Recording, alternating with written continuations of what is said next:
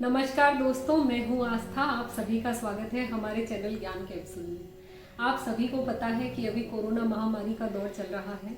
इससे बचने के लिए हम तरह तरह के उपाय कर रहे हैं। अगर हिंदू धर्म की बात करें तो ऐसे कई स्रोत और श्लोक हैं जिनका पाठ करने से व्यक्ति स्वस्थ और दीर्घायु बनता है। ऐसे ही एक श्लोक पर आज हम चर्चा करने वाले हैं।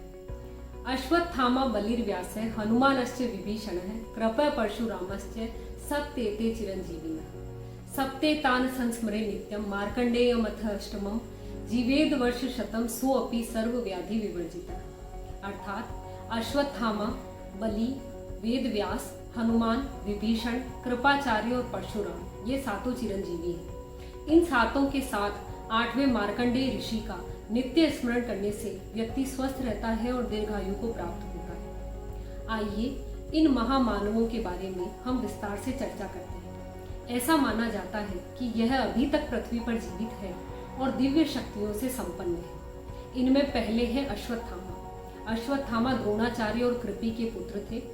द्रोणाचार्य और कृपि ने शिव जी की तपस्या की। उन्होंने फलस्वरूप उन्हें एक पुत्र प्रदान किया। पुत्र थे अश्वत्थामा। अश्वत्थामा के मस्तक पर एक मणि थी जिसके कारण उन्हें भूख, प्यास, रोग, अस्त्र शस्त्र किसी का भय नहीं था। महाभारत का जब युद्ध चल रहा था उस समय अश्वत्थामा ने पांडवों के 5 पुत्रों की हत्या कर दी और उत्तरा के गर्भ पर ब्रह्मास्त्र से प्रहार किया। इसी कारण श्री कृष्ण ने उन्हें श्राप दिया। उन्होंने उनके मस्तक से मणि निकाल ली जिसके कारण अश्वत्थामा के मस्तक पर एक घाव हो गया।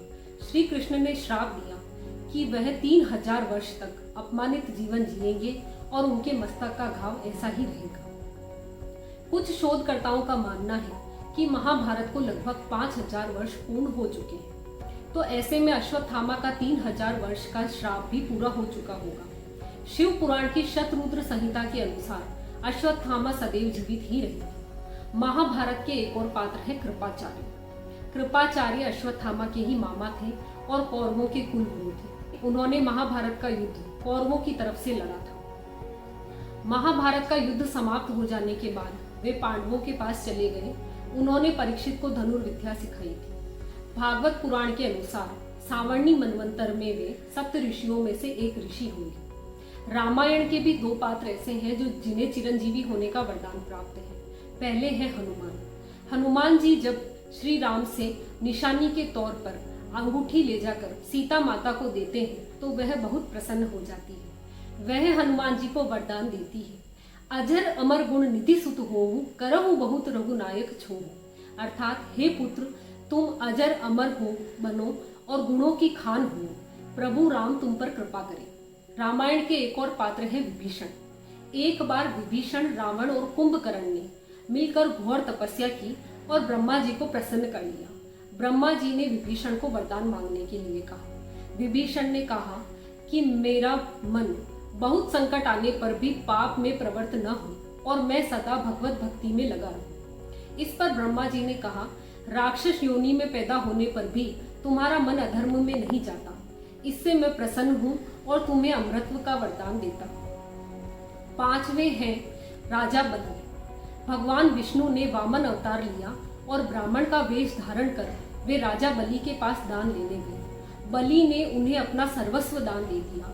इससे प्रसन्न होकर भगवान विष्णु ने उन्हें अमृतत्व का वरदान दिया। व्यासाय विष्णु रूपाय, व्यास रूपाय विष्णुवे, नमो वे ब्रह्म निधिये, वशिष्ठाय नमो नमः। अर्थात भगवान विष्णु ही व्यास है और व्यास ही विष्णु है। ऐसे वशिष्ठ मुनि के वंशज को हम प्रणाम करते हैं। आपकी जानकारी के लिए बता दें, वशिष्ठ के पुत्र थे शक्ति, शक्ति के पुत्र थे पराशर और पराशर और सत्यवती के पुत्र थे व्यास। ऐसा माना जाता है कि भगवान विष्णु ही व्यास के रूप में अवतार लेते हैं, वेदों का विभाग प्रस्तुत करते हैं, महापुराणों की और काव्यों की रचना करते हैं। मर्कंड ऋषि के कोई संतान नहीं थी। उन्होंने और उनकी पत्नी ने शिव जी की आराधना की। शिव जी की आराधना कर उन्होंने शिव जी को प्रसन्न कर लिया। शिव जी ने कहा कि मैं तुम्हें पुत्र दूंगा, लेकिन पुत्र या तो गुणहीन और दीर्घायु होगा या फिर गुणवान और अल्पायु। इस पर ऋषि ने कहा कि पुत्र गुणवान होना चाहिए, चाहे वह अल्पायु ही हो। शिव जी ने उन्हें पुत्र के रूप में मार्कंडेय ऋषि को दिया। मार्कंडेय ऋषि की आयु मात्र 16 वर्ष की थी। उन्हें यह बात अपनी माता से पता चली। मार्कंडेय ऋषि ने बिना किसी सोच विचार के शिव जी की भक्ति आरंभ की। उन्होंने सप्त ऋषियों के सहयोग से ब्रह्मदेव से महामृत्युंजय मंत्र की दीक्षा ली। उन्होंने महामृत्युंजय मंत्र को सिद्ध कर दिया। यमराज जब उन्हें लेने आए तो स्वयं शिव जी ने प्रकट होकर उन्हें अमृतत्व का वरदान दिया। भगवान परशुराम, जो कि विष्णु के छठे अवतार माने जाते हैं, जमदग्नि ऋषि और रेणुका के पुत्र थे। ऐसा माना जाता है कि जब परशुराम ने क्षत्रियों से पृथ्वी को विहीन कर दिया तो मां हिंगलाज ने उन्हें श्राप दिया। उन्होंने श्राप दिया कि वे पृथ्वी पर कभी नहीं रह सकते। इस पर परशुराम जी ने अपना परशु समुद्र में फेंक दिया और महेंद्रगिरी पर्वत पर जाकर निवास करने लगे। महेंद्रगिरी पर्वत आज भी समुद्र में अदृश्य रूप से स्थित है और ऐसा माना जाता है कि भगवान परशुराम इसी पर निवास करते हैं। कल्कि पुराण के अनुसार जब भगवान विष्णु कल्कि के रूप में 10वां अवतार लेंगे तो परशुराम उन्हें युद्ध की शिक्षा देंगे। ये थे 8 चिरंजीवी। हमें आशा है आपको यह जानकारी अच्छी लगी होगी। अगर आपको यह जानकारी अच्छी लगी तो वीडियो को लाइक करें और चैनल को सब्सक्राइब करें। धन्यवाद।